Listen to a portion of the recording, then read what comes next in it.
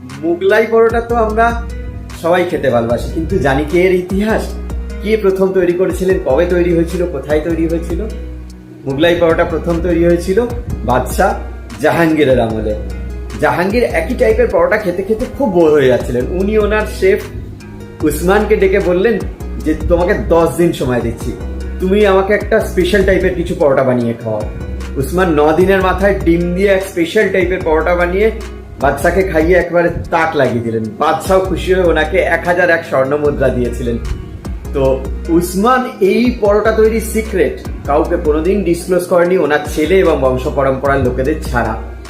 পরে এনারা এই পরোটা আরো ডেভেলপ করে আজকের মডার্ন যুগের এই মুগলাই পরোটা বানিয়েছেন। উসমান ছিলেন বাঙালি, তাই আমরা বাঙালি হিসেবে গর্বিত। এটা বাংলার সৃষ্টি, বাঙালির সৃষ্টি।